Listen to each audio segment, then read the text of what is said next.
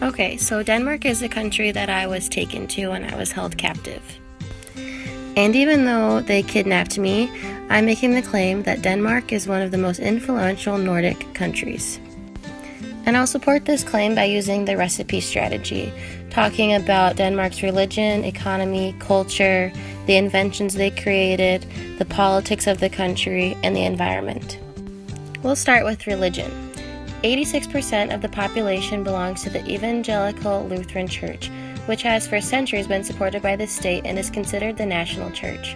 Numerous other Christian communities exist, including the Catholic Church, the Danish Baptist Church, and the Pentecostal movement. Other world religions represented in the country are Islam, Judaism, Hinduism, Buddhism, and Sikhism.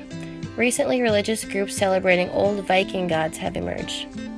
Among the traditional secular celebrations is Shrovetide, which is held in February and features children dressed in fancy costumes going from house to house, singing songs and begging for money, candy. Sounds kind of like our Halloween. Another celebration is the 1st of May celebrations, and these are intended to celebrate the formation of workers' unions, but they have evolved into public parties with demonstrations, speeches, music, and drinking.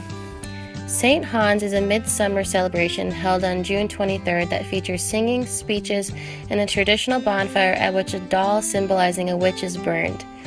Sounds pretty terrifying. Besides these national celebrations, farmers and other rural residents regularly hold harvest parties in August and September to celebrate crops that have been brought in from the fields. The Danish currency is called a kroner, and 5.58 kroners equal $1 US. Natural resources are limited to agricultural land, clay, stone, chalk, lime, peat, and lignite. The economy is therefore heavily dependent on international trade. Farming accounts for 2/3 of the total land area, and agriculture produces enough edible products for 3 times the population of Denmark. Industrial exports account for about 75% of total exports, while the share of agricultural exports is about 15%. The name of the country means borderlands of the Danes, in reference to a political unit created during the 6th through 9th centuries. The flag, a horizontal white cross on a red field, symbolizes a membership community and a sense of belonging, marking an extensive number of social events. Danes use the flag at festive occasions such as birthdays, weddings, sporting events, political meetings, and public holidays. Within a span of 150 years, Denmark changed from an agricultural to an industrialized society. Danish architecture can be considered one of the main reasons for this, as it is world famous and a major part of the Danish culture. Food is another important aspect of the Danish culture. Danes eat most of their meals at home and in private settings, although public dining places ranging from small hot dog stands to fancy restaurants are also available and used. Noma is a world-famous restaurant located in Copenhagen. The other picture on the slide is an open-faced sandwich, as this is a traditional meal in the Danish culture. It consists of rye bread with salami, liver pate, herring, roast pork, fried plaice, cod roe, cheese, chocolate, or fruit. Dinner at home traditionally consisted of an appetizer, a main course, and a dessert. There were many other children's building bricks on the market when LEGO began making their distinctive plastic product in the 1940s, but no other manufacturer could make bricks that held together so well while still being easy to separate as LEGO.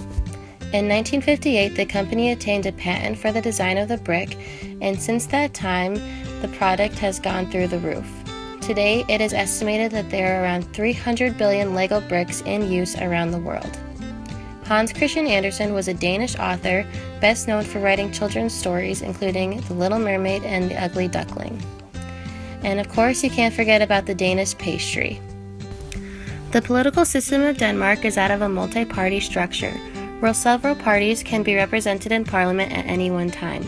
Danish governments are often characterized by minority administrations, aided with the help of one or more supporting parties. This means that Danish politics is based on consensus politics. Since 1909, no single party has had the majority of parliament. Denmark has a monarchy, and the head of state is Queen Margaret II since January 14, 1972. Their head of government is Lars Løkke Rasmussen since June 28, 2015. Denmark is in the North Temperate Zone and has an average temperature of 46 degrees. February tends to be the coldest month with an average temperature of 32 degrees, whereas August tends to be the hottest month with average temperatures of 60 degrees. Denmark is also surrounded by coastline and has a prevailing western wind, and the west coast of Denmark receives more rainfall than the rest of the country. Denmark has an average rainfall of 24 inches per year, and because Denmark is located in northern Europe, the sun stays out for longer in the summer and shorter in the winter. I believe that Denmark would be a wonderful place to live, and all of these reasons support my claim that Denmark is the most influential of the Nordic countries.